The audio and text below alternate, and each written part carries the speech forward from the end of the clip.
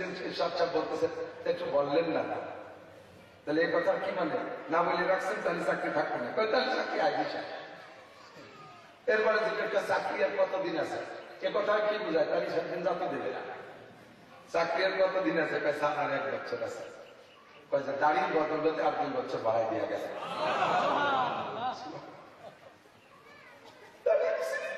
আরো 2 বছর বাড়াই মুসলমান বুঝতে উঠে পারলাম না। আল্লাহ নবীর সুন্নাত, আল্লাহর শরিয়াত যাই আমল করবা খালি আখিরাতটা আল্লাহ তাআলা তার প্রতিদান দুনিয়াও দিয়ে দেয় নগদে নগদে। কথা বলেন ঠিক কি না? কেন পারবো না, কেন পারবো না? والذين جاهدوا فينا لنهدينهم سبلنا من تبتغى وجدا। চেষ্টা করো তুমিও পারবা, আল্লাহ সম্মান বাড়াই দেবে। 5 বছর দাঁড়িয়ে রাখলে চাকরি হবে না, হতে পারে দাঁড়িয়ে না রাখলে যেই সাইজের চাকরি পাইতে দাঁড়িয়ে রাখলে তার সাইজে দামি চাকরি নিয়ে যেতে পারো। ব্রিগেডিয়ার সাহেবের চাকরি আর 2 বছর বাড়াই দিয়ে গেলেন এরশাদ সাহেব। আল্লাহর বান্দা মানুষ বলতেই তো দোষে গুণে মানুষ, হাজারো দোষ ধর্মে আল্লাহ এরশাদ সাহেবের অনেক দোষ ধর্মে, তবে তার কি গুণ নাই? বাংলাদেশের যেদিকে তাকাবেন যুদ্ধ বিধ্বস্ত দেশে জিয়াউর রহমানের ইন্তেকালের পরে আসেন রাষ্ট্রটাকে ধরে 9 বছর থেকে জেলাগুলো এভাবে ছোট ছোট করে দিয়ে গেছেন। তারপর তাদের একটা ফায়দা হয়েছে, হাজার হাজার মানুষের কর্মসংস্থান হয়েছে, উপজেলা তৈরি করে দিয়ে গেছে, সেখানে হাজার হাজার মানুষের কর্মসংস্থান, বিচার ব্যবস্থার ভিতরে সুন্দর একটা ব্যবস্থা, শটে মানুষে আইন প্রশাসনের কাছে আশ্রয় নিতে পারে। আগে এই জায়গায় ঝামেলা ফরিদপুর যাওয়া লাগতো, আমাদের গোপালগঞ্জের টুঙ্গিপাড়া ফরিদপুর যাওয়া লাগতো, মানুষের যাতায়াত কত কঠিন ছিল। জেলা জেলা ছোট করে দিয়েছে, এক জেলার 5টা জেলা বানায় দিয়েছে, সবকিছু মিলিয়ে উপজেলা ভবন গুলো করে দিয়ে গেছে, সবকিছুর ভিতরে আছে। তারপরে আমাদের বিশ্ব ইস্তেমার ব্যাপারে সহযোগিতা করেছেন, কাকরাইল মসজিদের ব্যাপারে সহযোগিতা করেছেন, উলামায়ে কিরাম তো অনেক খেদমত করে গেছেন। তৎকালীন ইরশাদ সাহেবের আমলে মসজিদের বিদ্যুৎ বিল মওকুফ ছিল, এটা খেদমত করে দিয়ে গেছেন। আর এইরকম চোখের সামনে ধর্মের কিছু দেখলে উনি সহযোগিতা করতেন। আল্লাহ যেন তারা মাফ করে যায়, একটু না আমিন, একটু বলবেন না আমিন। যখন বাংলাদেশে দাঁড়িয়ে রাখতে হলে দরখাস্ত দেওয়া লাগে, কথা বল, দাঁড়িয়ে রাখতে হলে আবেদন করা লাগে না পুলিশ ডিপার্টমেন্টে? আর্মিতে দাঁড়িয়ে রাখতে আবেদন করা লাগে না, জানেন না? আপনি জানেন না? আমাদের এই কাশিয়ারি যদপুরনা দিয়ে আসুন কোন গ্রাম আমার ভালো করে মনে নাই, গত বছর গেছি মাবিনে, আর্মি ভদ্রলোক চাকরি ছেড়ে দিয়ে আসছে, এত সুন্দর দাঁড়ি, বললো হুজুর আমি আপনার দাড়ির বয়ান শুনেছি। তখন আমার কাছে দুনিয়ার চাকরি চাইতে দাড়িকে মূল্যবান বেশি মনে হয়েছে।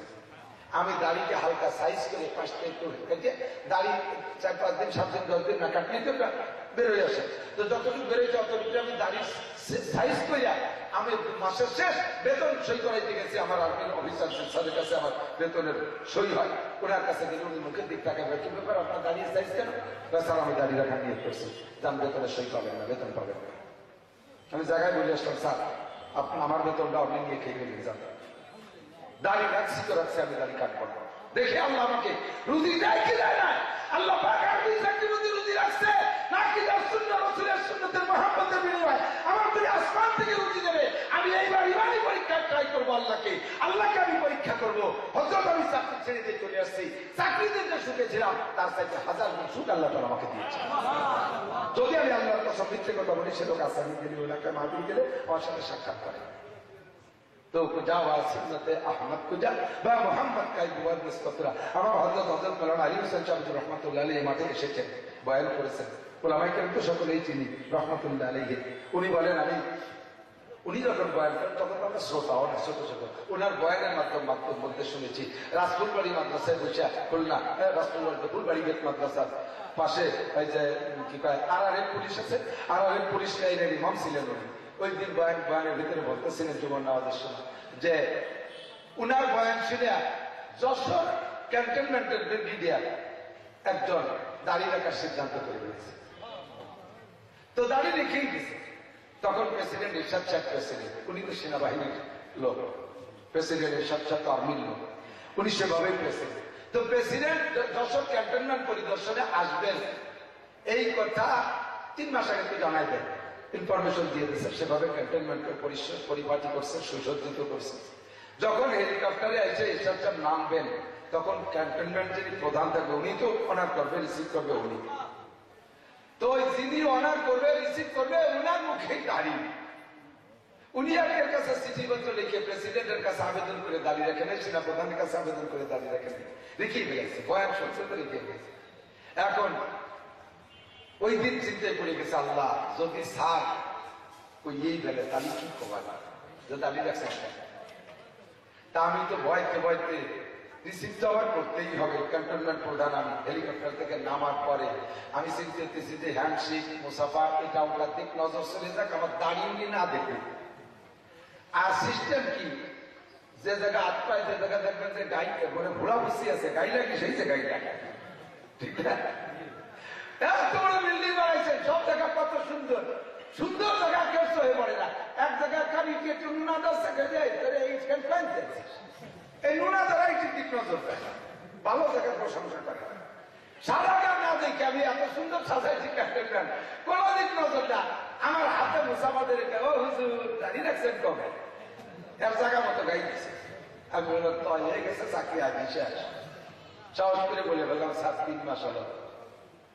এরপর তার কথা না বললে চলে, প্রেসিডেন্ট সব বলতেছে, একটু বললেন না, তাহলে এই কথা কি মানে, না বলে রাখছেন তাহলে চাকরি থাকবে না, তাহলে চাকরি আগে শেষ। এরপরে দিকে একটা চাকরি আর কতদিন আছে, এ কথা কি বোঝায়, তাহলে সেদিন যাতে দেবে না। চাকরি আর কতদিন আছে, আর 1 বছর আছে। দাঁড়িয়ে বদলতে আর 2 বছর বাড়াই দিয়ে গেছে।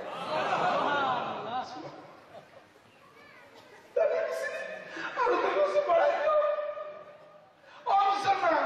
যদি উঠে পারলাম না, আল্লাহ নবীর সুন্নাত, আল্লাহর শরিয়াত যেই আমল করবা, খালি আখিরাতটা আল্লাহ তাআলা তার প্রতিদান দুনিয়াও দিয়ে দেয় নগদে নগদে। কথা বলেন ঠিক কি না? কেন পারবো না, কেন পারবো না? ওয়াল্লাযীনা জাহাদু ফীনা লানাহদিয়ান্নাহুম সুবুলানা মান তাক্কা ওয়াজাদা। চেষ্টা করো, তুমিও পারবা। আল্লাহ সম্মান বাড়াই দেবে। 5 বছর দাঁড়িয়ে রাখলে চাকরি হবে না, হতে পারে দাঁড়িয়ে না রাখলে যেই সাইজের চাকরি পাইতে, দাঁড়িয়ে রাখলে তার সাইজে দামি চাকরি পেয়ে যেতে পারো। ব্রিগেডিয়ার সাহেবের চাকরি আর 2 বছর বাড়াই দিয়ে গেলেন। আল্লাহর বান্দা, মানুষ বলতে তো দোষে গুণে মানুষ, হাজারো দোষ ধর্মে আল্লাহ এরশাদ সাহেবের অনেক দোষ ধর্মে, তবে তার কি গুণ নাই? বাংলাদেশের যেদিকে তাকাবেন যুদ্ধ বিধ্বস্ত দেশে জিয়াউর রহমানের ইন্তেকালের পরে আসেন, রাষ্ট্রটাকে ধরে 9 বছর থেকে জেলাগুলো এভাবে ছোট ছোট করে দিয়ে গেছেন। তারপর তাদের একটা ফায়দা হয়েছে, হাজার হাজার মানুষের কর্মসংস্থান হয়েছে। উপজেলা তৈরি করে দিয়ে গেছে, সেখানে হাজার হাজার মানুষের কর্মসংস্থান।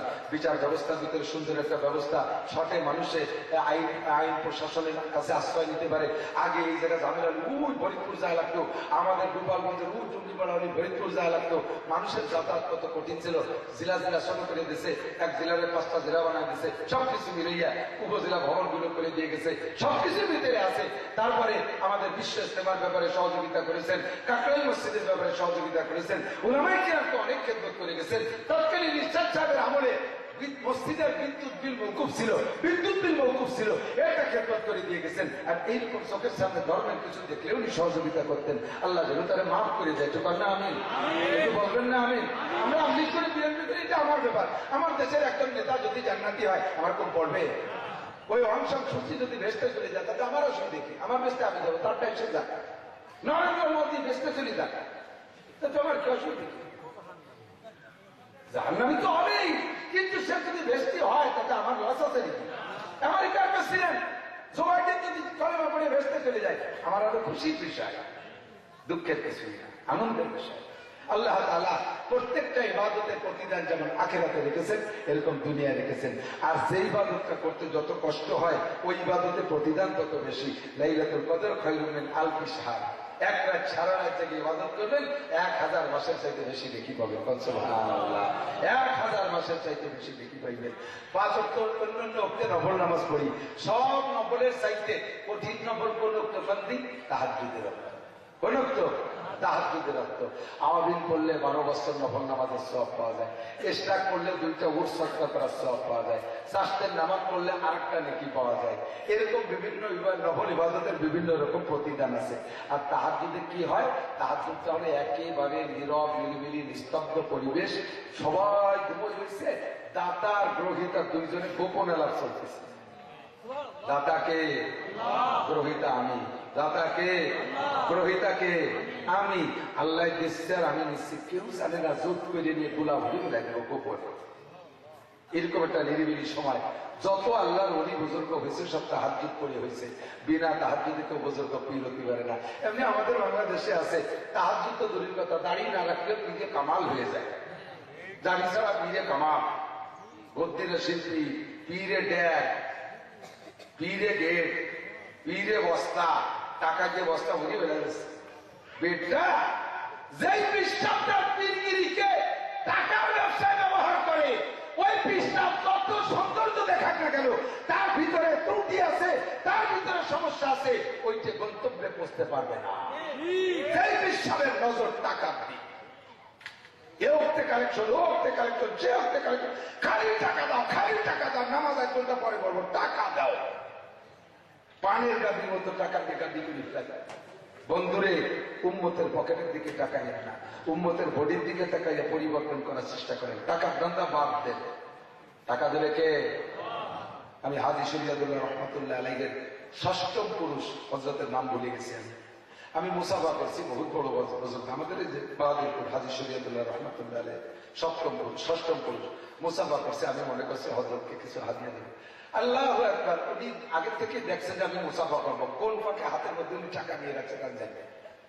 আমি মুসাফা করার সাথে উনি বিশ্বাস আমার হাতের মধ্যে আরো প্রায় 15 বছর আগে কষ্ট করেছি একটা 100 টাকার নোট দিয়েছে।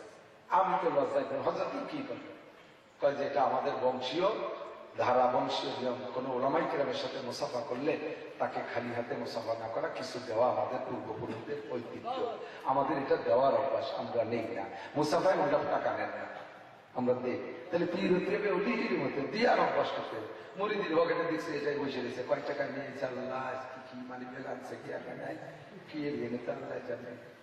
বিশ্বাস কি ব্যাপার কিছু দিয়েছেন জানা হয়েছে, পানি বেগাল দিয়েছে, জামা পাল্টা দিয়েছে, পানি বেগাল প্যান্ট ভরিয়ে আসেনি। আইসেন সামনে মাসে 3-4 তারিখে আইসেন, বেতন টেতন পানি আইসেন করো। উম্মতের পকেটের দিকে নজর থাকবে, ওই পীরের দ্বারা উম্মতের পরিবর্তন হয় না। কথা বল না কেন? ঠিক না? যেই পীরের নজর হবে উম্মতের মাথা থেকে পায়ের তালু পর্যন্ত, ওর চুল কেমন, ওর টুপি কেমন, ওর পাগড়ি কেমন, ওর মোজ কেমন, ওর দাড়ি কেমন, ওর জামা কেমন, ওর জুব্ব কেমন, ও প্যান্ট পরছে ট্রাক্টর শুইছে কিনা। আল্লাহর রহমতে আমি আমলি না, আমি বক্তা জগতের সবচেয়ে বড় বেআমলি মানুষ। আমার নিজের বয়ান করতে লজ্জা লাগে যে কি আমাকে আমি অ্যারেস্ট হয়ে যাবো যে বলছো আমল করো নাই কেন। তবে হাজারো মানুষ আমি দেখেছি আমার বয়ানের পরে তারা লম্বা প্যান্টের থেকে কাইটে টাকুর উপর পর্যন্ত বানাইছে। তোমার প্যান্টটা লম্বা, টাকলু শিখছে, আজকে যে বাড়িতে বসে দেখেছি একটা খাটু দিন বেলায় দাও, তোমার সম্মান একটু কমবে না বাড়বে সারা, সম্মান কমবে না বাড়বে সারা, খোদার কসম বাড়বে, খোদার কসম বাড়বে। আমাদের লড়াই 10 কোটি ছিলেন দায়রা জজ মৌলানা মাসদার হোসেন সাহেব। উনি যখন কোর্টে যাইতেন তো কোর্টের পোশাক পরতেন, তো প্যান্ট জিরা পরতেন, ঢিলা ঢালা প্যান্ট পরে। একজন জজ, দায়রা জজ, পরবর্তীতে বিচারপতি পর্যন্ত ফিরে চলে গেছিলেন। এই স্যার উনি তো আর এই বলযুব্য করিয়ে জজ কোর্টে বিচার আদালতে বসতে পারে না, ওনার তো কোর্টের একটা পোশাক আছে, তো প্যান্ট পরতেন। আমি সচককে দেখেছি, বারহা ওনার মাহফিলে আমি তফসিল করেছি, ওনার বাড়ির রাজশাহী সেখানে নিয়ে গেছে আমার স্যারের প্যান্ট ছিল স্যার। একজন দায়রা জজ, তুমি কত নিয়ে আবার এসেছো, তুমি তো 7.5 পাস, পুরো 7 তারই প্যান্ট, সে স্যান্ডেলের গায়ে দেখতে পারে, প্যান্ট পায়ে দিতে দিদি, প্যান্ট পরে না, প্যান্ট পায়ে দেয়, প্যান্ট পায়ে দিতে দিদি তার স্যান্ডেলের নায়ক দেখতে ভালো গেছে। বাপের টাকার প্যান্ট তো পালাইয়ে 3 দিনে একটা সিরিজ, তোর কিনে হতেলি কোন জায়গা ভরিস তাও দেখা যায়। স্যান্ডেল মুস্তিছে শাল দিয়ে, স্যান্ডেল হয়তো 3 টাকা দাম ছিল, তাও 3 বছর পায়ে দেওয়া হয়ে গেছে। লিজি পিন মাতি মাতি চতুর্দিকে প্যারাক বেরিয়ে ফেলেছে। এই স্যান্ডেল 12,000 টাকা দামের শালের কেনে দিয়ে মুছতিছে। এই কি বলিস কি শাল কি আছে, স্যান্ডেল কি দিয়ে কি মুছিস? এই তো শাল কার, স্যান্ডেল কার, স্যান্ডেল আমি ব্যবসা লাগে অনেক কষ্ট হয়ে সেইটাই স্যান্ডেল দিয়েছি। আর শালটা দিয়েছে আমার শ্বশুর, ও কিন্তু তার পয়সা লাগে। শ্বশুর ইন্ডিয়ায় 12,000 টাকা দামের শাল দিয়েছে, সেই শালের কেনিতে নিজের 300 টাকা দামের পুরো স্যান্ডেল বসে। যদি শালটা তোর টাকা দিয়ে কিনা লাগতো তাহলে স্যান্ডেল মুছতি না, তুইও গায়ে দিতি, ও আইরসের মধ্যে আটকায় দিতে আতর মাইয়ে, তারপরে তো যত্ন হতো আলাদা। বাপের টাকার প্যান্ট পরিস, এই যদি স্যান্ডেলের দাগে সে প্যান্ট করা যায়। তবে মনে রাখিস আল্লাহ নবী বলেন, মান জাররা ইজারাহু বাতারা লাম ইয়ানজুরিল্লাহু ইলাইহি ইয়াওমাল কিয়ামা। যে ব্যক্তি টাকলু শুয়ে লুঙ্গি, প্যান্ট, পাজামা, জুব্বা, জামা পরবে। কোন কোন হুজুর আছে সৌদি আরব থেকে ভক্ত বিরোধীরা চুপ করতে দিচ্ছে, চলতি একটা লম্বা লম্বা তাকে মগের একটা দিচ্ছে, এটা গাইতে দিচ্ছে, হুজুরির পার নিচে একদিকে ঝুলতি তালে হয়েছে, ওই বাসা কিনে ধরে জানাজা ভরাই দিয়ে যায়, এত বড় লম্বা। না আল্লাহ নবীর দেশে চাইছি কাঠি বা নবীর আগ্রহ দেখি তোমার এই বছর দিদি বসে দিলে কাঠি কাটো নেস্ত চা হয় না। এই টাকুসে কাপড় যারা পরে তারা যত বড় ভালো আমল করুক না কেন, পুরুষরা আল্লাহ নবী বলেন কিয়ামতে আল্লাহ তাআলা ওই লোকটার দিকে তাকাবে না। আর আল্লাহ যদি কের দিকে না তাকায় সে কি বেঁচতে যেতে পারবে? কথা বলেন পারবে? কাজেই যুবক তুমি আজকে নবীর মহাব্বতে তুমি এই জামানায় প্যান্ট কাটো, প্যান্ট কাটে খাটো করো, এটা আমলের পরিবেশ না। এই সময় হলো বেআমলের পাল্লা চলতেছে, জাহান্নামে যা প্রতিযোগিতা চলতেছে। এই মুহূর্তে যদি তুমি আমল করো তাহলে সাহাবায়ে কেরাম যারা যুদ্ধে গিয়ে শহীদ হয়েছে এইরকম শহীদের 100 শহীদের সওয়াব পাবা। এই সময় দাড়ি রাখা কঠিন। ছেলেতে দাড়ি রাখলে আব্বাই ধিক্কার দেয়, তোর কি দাড়ি রাখার বয়স হয়েছে? ছেলেতে দাড়ি রাখলে মা কয় যে তোর আর তোর আব্বারে তো আমি বাধ্য করে বুঝতে পারি না কি দেয়। বাপেরও যে সাইজের দাড়ি, ছেলেরও সেই সাইজের দাড়ি, বুঝতে পারতেছে না। এটা বিপদে আছে মা। মার এই ধিক্কারে ছেলে দাড়ি কেটে বেড়ায়, বৌতি ছেলের বৌতি স্বামীর তোমার দেওয়ার বল কাকার মতো দেওয়া যাচ্ছে, দাঁড়িয়ে রাখছে যে স্বামীর বল কাকার মতো দেওয়া যাচ্ছে। এই জায়গায় দাঁড়িয়ে যাওয়ার কত কঠিন না, দাঁড়িয়ে রাখলে চাকরি হয় না, দাঁড়িয়ে সহজ চাকরি নেয় না, রাখা দাঁড়িয়ে কেটে বেলায় দেওয়া লাগে। এই মুহূর্তে যদি কেউ দাঁড়িয়ে রাখেন রাসূলের মহব্বতে, আল্লাহ তাআলা আপনাকে 100 শহীদের সওয়াব দান করবে, 100 শহীদের সওয়াব দান করবে। কারণ এটি ইবাদতের পরিবেশ না, বর্তমানে এখন গুনার পরিবেশ। আমার যুবকরা, আলফাডাঙ্গার যুবকরা আজকে এখানে যারা আসছে, আজকে এখানে যারা আসছে, একটা অঙ্গীকার করতে হবে, একটা অঙ্গীকার করতে হবে। বিগত যত নোংরামি যা করছো না করছো, 14ই ফেব্রুয়ারি নোংরামিতে অংশগ্রহণ করবো না। কারা কারা দেখি? কয়জন উঠেনি রে? অনেকে উঠেছে অল্প, একটু আধা ভাত যাবে ঘরে ঘুরিয়ে আসবে। 14ই ফেব্রুয়ারি ভ্যালেন্টাইন ডেতে আমরা ওই জাতীয় কোন নোংরামিতে শরীক হব। আমাদের বন্ধু মহলকে আমরা ফিরানোর চেষ্টা করবো, ঠিক? হাজার হাজার মাশাআল্লাহ হাজার হাজার মহিলা অবৈধ গর্ভধারণ করবে, যারা সন্তান প্রোডাকশন দেবে। বিশ্বব্যাপী একটা নুচ্চমি দিবস। যুবক যুবতী কিভাবে পাগলের মতো, পঙ্গপালের মতো ছোটে মহিলা যুবক ছেলে মহিলা একটা পিছনে বসাইয়া, এর একটা পিছনে বসাতে পারলি তো ওর আর হুশ থাকে না, সিদরাতুল মুনতাহায় পাম দেয় যায়। মোটরসাইকেল চালায় খালি ওড়ে। অনেকেই এই 2-4 দিনের ভিতরে যে কি পরিমাণ মোটরসাইকেল কেনা বেচা হচ্ছে, আমাদের শোরুমওয়ালারা কয় যে হুজুর ঘটনা কি, এত মোটরসাইকেল কিনতেছে? আরে বেটা জানিস না সামনে 14ই ফেব্রুয়ারি আসতেছে, কতজন কত পাওয়ার ব্যাংক রেডি করছে, এই পাওয়ার ব্যাংক পিছনে বসায় রাস্তাতে পাঙ্কু মেরে বেড়াবে, পড়িয়ে যাবি একেবারে ট্রাকের তলে চলে যাবি, খোদার গজবে পড়বি। প্যালেস্টাইনের এক খ্রিস্টান লুচ্চ, ও লুচ্চবি করে ধরা পড়ছে দেশে, তারে জেলখানায়, সরকার তারে জেলে আটকাইছে, জেলে যাই এক পান্ত মহিলারও দর্শন করছে। যার কারণে সরকার তাই শয়তানের রাতে তো বাঁচা বড় কঠিন, এটা যে জায়গাতে সেই জায়গা করে জাহান্নামে দিলে ওই জায়গাতে জাহান্নামে মিটিংয়ের সাথে আকাম করবে। তাহলে কাজে ওরা ফাঁসি দিয়ে উচিত। এই 14ই ফেব্রুয়ারিতে তারা ফাঁসি দিয়েছে, আর সেই তালে সমস্ত লুচ্চরা তার তালে তাল দিয়ে দুনিয়া ভরে লাফায় বেড়াচ্ছে। যারা 14ই ফেব্রুয়ারিতে ভ্যালেন্টাইন ডে পালন করবি, তারা ওই লুচ্চর সাথে জাহান্নামে যাবি। আল্লাহ নবী বলেন আল্লাহর উমা মান আহাব্বা, যার সাথে যার মহব্বত তার সাথে তার কিয়ামত, মান তাশাব্বাহা বিকওমিন ফাহুয়া মিনহুম, যার সাথে যার মিল হবে তার সাথে তার হাসর হবে। আমরা এই নোংরামিতে শরীক হব ধরে। আল্লাহ যারা এখানে যাবে না নিয়ত করছে এবং কোনোদিন যাবে না, তাদেরকে তুমি কিয়ামতে রাসূলের সাথে হাতে মুসাফায় হাত মিলিয়ে দিও। রাজি আছেন না? ভ্যালেন্টাইনের সাথে সাক্ষাৎ করবেন না, নবীর সাথে। কার সাথে? নবীর হাতের হালতে কাউসার পান করাই দিও সবাই রে। আল্লাহ জীবন দশায় নবী পাকের সাথে একবার স্বপ্নে সাক্ষাৎ করাই দিও। জীবনে বেঁচে থাকতে একটা বার হলেও রাসূলের রওজায় হাত দেওয়ার তৌফিক দিও। এই দুইটা হাতকে মক্কা মদিনার জমিনে রেখে সিজদা দিয়ে নামাজ পড়ার তৌফিক দিও। আল্লাহ আমাদের সকলকে দ্বীনের খাদেম হিসেবে কবুল করে নাও। সকল প্রকার কুসংস্কারের প্রতিবাদ করার তৌফিক দান করো। আল্লাহ পাক আমাদের এই অল্প সময়টাকে কাজে লাগানোর তৌফিক দান করুন। আমি আয়াত পড়েছি, আল্লাহ বলেন আমাল হায়াতুদ দুনিয়া ইল্লা কালিল। ও ভাই, এই দুনিয়ার জিন্দেগি একেবারেই কম। কথা বলেন একেবারেই কম। যে যতটুকু হায়াত পেয়েছি ধরে নেন এইটুকু সামনে আর বাঁচবো না, এই ব্যাপারে 100% গ্যারান্টি, ঠিক কিনা? নগদে এই মাত্র জীবিত, আর এই মাত্র জায়গায় ঘুরতে পড়ে গেলে আমাদের সুপ্তর বাড়ি ডিসি নাসিম সাহেব কয়েক বছর আগে যারা দেখেছিলেন ফেসবুকে, উনি অফিসে ঢুকছেন, মোবাইল করতেছেন, ফাইলটা টেবিলের উপরে রাখা, মোবাইল কানে অবস্থায় চিনতে পড়ে গেল, আর একটা মিনিটের সময় দিল না, মুখেও পানি দেওয়ার সময় দিল না, সাথে সাথে চলে গেলেন। এত বড় একজন সরকারি অফিসার, আমি চিনি, অত্যন্ত ভালো মানুষ, জীবনে ঘুষ খান নেই, সেই জীবনকালের থেকে আমি চিনি। এত বড় সুন্নতিদারি আমার রেস্টায় পূর্বা হয়, অত্যন্ত সৎ মানুষ। উনি যখন সাতক্ষীরা শ্যামনগর টিউনো ছিলেন, আমাকে দাওয়াত দিয়েছে, উনি একটু মসজিদ করছে, টিউনো মসজিদ, অফিস মসজিদে, ওখানে জীবন নামাজ পড়াইছি। দুপুরবেলা খানা খাইতে গেছি, ওনার বাসাই খানা। উনি বললেন, বাবা এই যে ভাত খাচ্ছ, এটা আমার সুপ্তল মাঠের ধানের চাউলের ভাত, আমার আব্বা আমার জন্য যে জমি রেখে গেছে, আমি সেখান থেকে ধান এনে খাই। আর যে যাদের যে খাটটা আমার বসতে দিয়েছে, একটা চৌপাইয়া বাংলা চৌকি, তার উপরে কাঠের মানে ছাউনি, তার উপরে সেই গ্রামের একটা খেজুরির পাটি, তার উপরে কোনো মতে একটা খেতা দিছিল। বিশ্বাস করবেন না, আমি জানি যে কথা বিশ্বাস করবেন, আল্লাহর কসম আমি নিজে সেই কাঠে বসে খাইয়েছি। আর আমার ওই ফুপুর হাতে সেলাই করা দস্তারখান, এই নিউ ফ্যাশন দস্তারখান, কয়টা চেয়ার আছে ওই রুমের ভিতরে, সরকারি সে কোনা বলে পুরো ওই যে একসময় বেতি চেয়ার বানিয়েছিল, মনে আছে? লোহার বেড়ে দিয়ে বেতিতে চেয়ার বানাতো না, বেরাসি সে বেতি চেয়ার, তার বেতি জায়গায় জায়গায় ছিলিয়ে হুজু ফাঁকা হয়ে গেছে, তালির কয়েকটা চেয়ার। আমি বললাম, জামাই আপনি একজন টিউন, আপনার অফিসটা, আপনার এই বৈঠকখানাটা একটু সুন্দর হতে হবে। তো বাবা ছেলেমেয়েরা লেখাপড়া করে, যা বেতন পাই তাদের পিছনে খরচ করার পরে আমার আর ফার্নিচার করার পয়সা থাকে না, তুমি যা পাইছো একটু শাক ভাতে খেয়ে যাও, তুমি এই কথাগুলো মানুষের কাছে বলবে না। মানে না, এই কথাগুলো আমি বলবো, আমার ওই নিষেধ করলে আমি শুনবো না, আমি তো কবই তো। বাংলাদেশে একটু পিওনের চাকরি করে, সে খুলনায় 5 তলা বাড়ি বানায়, সে একটু এই তহসিল অফিসে একটু চাকরি করে, তার খুলনায় 5 তলা দুটিয়ে বাড়ি। আর আপনি পিওন, আপনার রুমি থাকবে, আপনার বাসায় থাকবে বেতি সিরা, বেতি চেয়ার, আর আমি এই কব না, এ নিষেধ করবে আমি কব।